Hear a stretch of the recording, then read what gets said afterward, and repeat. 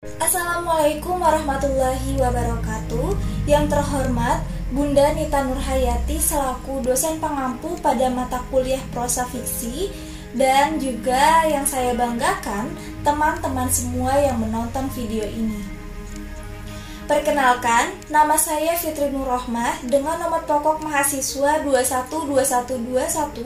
212121087. Sesuai dengan judul pada video ini, yaitu Menjelajahi Jalan Tak Ada Ujung, karya Mohtar Lubis. Saya ingin menganalisis lebih dalam mengenai novel karya Mohtar Lubis yang berjudul Jalan Tak Ada Ujung. Nah, sebelum pembahasan lebih lanjut mengenai novel Jalan Tak Ada Ujung, siapa sih yang tidak tahu Mohtar Lubis? Mohtar Lubis ini dikenal sebagai jurnalis dan pengarang ternama di Indonesia.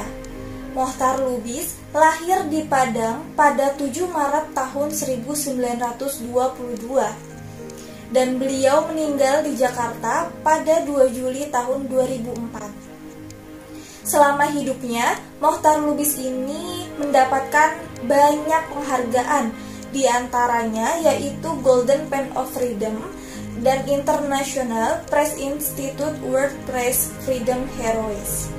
Salah satu novel terkenal Mohtar Lubis yaitu Jalan Tak Ada Ujung. Nah, Jalan Tak Ada Ujung ini merupakan novel karya Mohtar Lubis yang diterbitkan pada tahun 1952 oleh Balai Pustaka. Pembahasan lebih dalam mengenai novel ini akan saya bagi ke dalam 5 macam bagian. Yang pertama yaitu identitas buku, yang kedua sinopsis menggunakan pendekatan parafrase, yang ketiga analitis unsur pembangun khususnya unsur intrinsik, yang keempat angkatan periode sastra, dan yang terakhir kesimpulan. Nah, beranjak pada poin yang pertama yaitu identitas novel. Judul novel yaitu Jalan Tak Ada Ujung. Penulisnya Mohtar Lubis, penerbitnya Balai Pustaka dan Yayasan Pustaka Obor Indonesia. ISBN-nya 978-979-461-9803. Novel ini sudah dicetak berulang kali. Cetakan pertamanya pada tahun 1952, cetakan keduanya pada tahun 1958, cetakan ketiganya pada tahun 1971, cetakan keempatnya pada tahun 1977, cetakan kelimanya pada tahun 1952, dan cetakan-cetakan lainnya. Nah, pada poin nomor 2 ada sinopsis dengan pendekatan parafrase. Di Jalan Tak Ada Ujung karya Mohtar Lubis ini merupakan sebuah karya sastra novel yang mengisahkan kehidupan pasca kemerdekaan. Namun kehidupan yang diceritakan di buku bukan tentang ketenangan dan kedamaian, namun kehidupan penuh penderitaan yang masih dirasakan masyarakat walau katanya sudah merdeka. Kisah ini bermula pada sosok seorang guru bernama Isa. Isa merupakan seorang guru yang terkenal dengan sifatnya yang lemah lembut, baik, berjiwa seni, hingga ia disegani oleh para tetangganya. Tapi di balik itu semua, Isa memiliki ketakutan yang besar pada segala sesuatu yang berhubungan dengan pergolakan dan peperangan. Suatu hari, Isa sedang menuju ke sekolah tempat ia mengajar.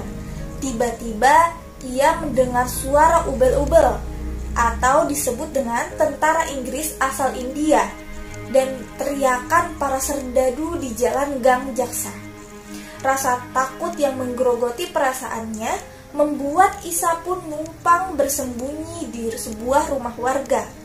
Isa menyaksikan dengan jelas bagaimana serdadu itu menyiksa habis para pribumi. Bahkan dengan biadabnya, mereka berani menggeledah para perempuan yang menarik perhatiannya. Isa tertegun saat itu karena teringat istri dan anaknya yang hanya berdua saja di rumah. Setelah tentara pergi, Isa bersama orang-orang yang bersembunyi itu pun keluar dari persembunyiannya untuk melihat keadaan sekitar. Kedatangan ubel-ubel tadi menyisakan seorang Tionghoa dengan kondisi tergeletak penuh darah hasil dari tembakan yang mengenai tubuhnya. Melihat darah merah serta situasi yang caruk-maruk menambah rasa takut pada diri seorang Isa. Dengan semangatnya mengabdi, Isa pun melanjutkan perjalanannya ke sekolah. Namun, ketika Isa tiba di sekolah, ia terkejut karena tidak ada satupun murid yang datang. Isa hanya mampu duduk termenung memikirkan ketakutan dan kekacauan yang telah terjadi. Nah, saat tangannya lihai memainkan biola, teringat memori yang terjadi pada ia dan istrinya, Fatimah namanya. Kejadian tidak terduga di awal pernikahannya membuat Fatimah bersikap dingin kepada Isa hingga sekarang. Hal itu disebabkan karena Isa divonis dokter mengidap penyakit impotensi atau disfusi ereksi yang mengakibatkan ia tidak bisa membahagiakan Fatimah secara batin. Keinginan istrinya untuk memiliki anak saat itu membuat mereka sepakat mengadopsi seorang anak laki-laki berumur 4 tahun yang bernama Salim.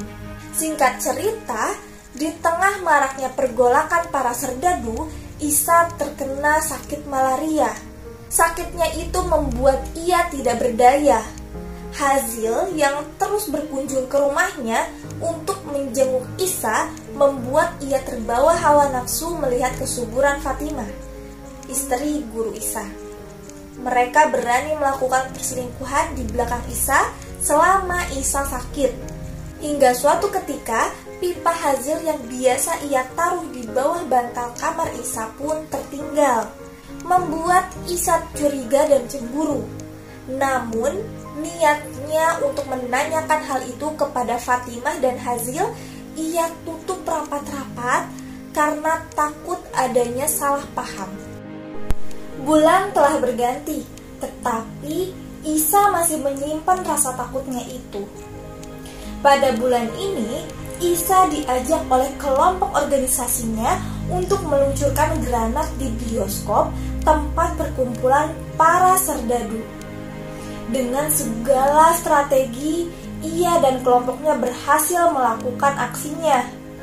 Namun, sesaat setelah kejadian itu, nasib Isa dan kelompoknya menjadi sangat menderita setelah diketahui aparat bahwa mereka adalah dalang dibalik kasus pelemparan granat. Mereka ditangkap dan disiksa habis-habisan karena perbuatannya. Nah, kejadian ini menjadi akhir cerita pada novel Jalan Tak Ada Ujung karya Mohtar Lubis. Dari parafrase yang sudah disampaikan, jika dikaji lebih dalam lagi dengan pendekatan analitis struktur intrinsiknya, maka tema yang dibicarakan yaitu mengenai perjuangan hidup seorang guru yang bernama Isa di tengah gejolak revolusi pasca kemerdekaan. Alur yang diceritakan Mohtar Lubis pun jelas dan tertata maju. Guru Isa yang menjadi tokoh utamanya pun diceritakan sangat epik oleh penulis. Apalagi penambahan tokoh-tokoh lain seperti Fatimah, Hazil, Salim, Rahmat, Tuan Hamidi, dan lain sebagainya yang menambah cerita menjadi semakin lebih menarik. Penulis juga mengambil setting di Jakarta sebagai tempat utama pada cerita ini.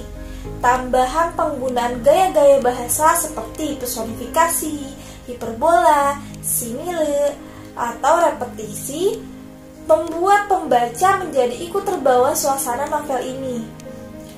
Lalu yang terakhir ada amanat yang dapat diambil, yaitu segala bentuk dari perjuangan apapun yang sudah kita usahakan akan menghasilkan diri yang lebih baik. Nah, dari penjelasan sebelumnya, ada karakteristik yang terdapat pada novel Jalan Tak Ada Ujung karya Mohtar Lubis ini selaras dengan ciri dari tahun novel ini diterbitkan, yaitu pada tahun 1952. Kata 50 menurut Siti Nurhayati pada laman kompasiana.com memiliki karakteristik penggambaran suasana perang yang mulai berkurang, tetapi tetap menonjolkan hidup yang penuh penderitaan. Nah, hal tersebut sependapat nih dengan saya, karena sangat jelas tergambarkan di novel tersebut bagaimana kehidupan penuh derita, padahal pada tahun itu Indonesia sudah merdeka.